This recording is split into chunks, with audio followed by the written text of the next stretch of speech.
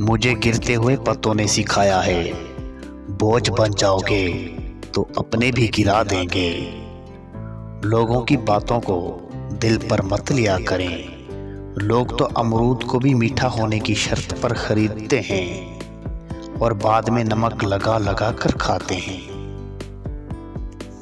दो चेहरे इंसान कभी नहीं भूल सकता, एक मुश्किल में साथ देने वाला और दूसरा मुश्किल में साथ छोड़ने वाला। कामयाबी ये नहीं कि आप कितने खुश हैं, कामयाबी ये है कि आपका रब आपसे कितना खुश है।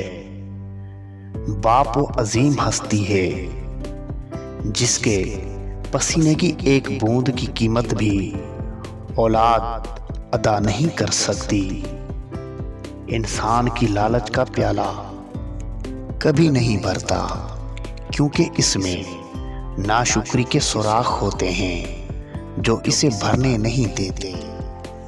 मुखलिस छोड़ जाए तो मना लिया करो, मुनाफिक छोड़ जाए तो अल्लाह का शुक्र अदा किया करो। मोमबत्ती को आखिर में पता चलता है कि उसे उस धागे ने जला दिया जिसे वो अपने सीने में छुपाए हुई थी। 3 चीज़ों में कभी शर्म महसूस मत करना। नंबर 1, पुराने कपड़ों में। नंबर 2, गरीब दोस्तों में। नंबर 3, और बूढ़े वालिदैन में।